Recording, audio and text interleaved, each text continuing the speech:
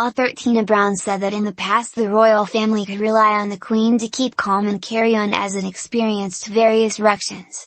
But Ms. Brown described the current state of the monarchy as rather perilous at the moment, very perilous, as she raised concerns over the 96-year-old monarch's health. Ms. Brown, who has penned new book The Palace Papers, told BBC Radio 4's Today programme, largely because in times past, the various ructions that sort of shook the House of Windsor always could rely on Her Majesty the Queen to keep calm and carry on. And of course this time with the latest height explosions that have been happening, it's happening at a time of the Queen's much more perilous health and a time which is really the twilight of her reign.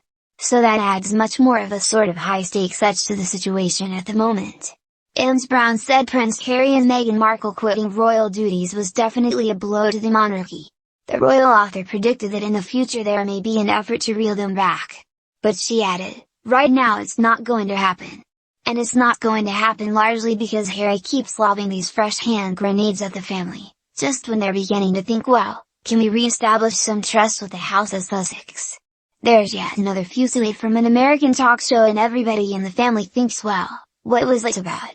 The most recent comments by Harry about, he came to make sure the Queen was protected.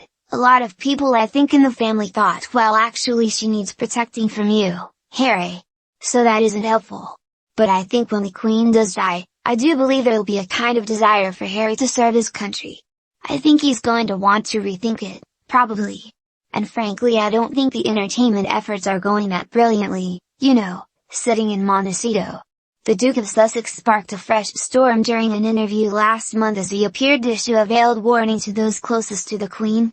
Days after visiting his grandmother at Windsor Castle en route to the Invictus Games with the Duchess of Sussex, he insisted he wanted to make sure the head of state was protected and had the right people around her.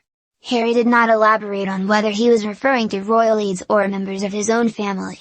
The Queen, who has suffered from mobility issues in recent months, has been supported by a smaller group from her household during the lockdowns of the past few years.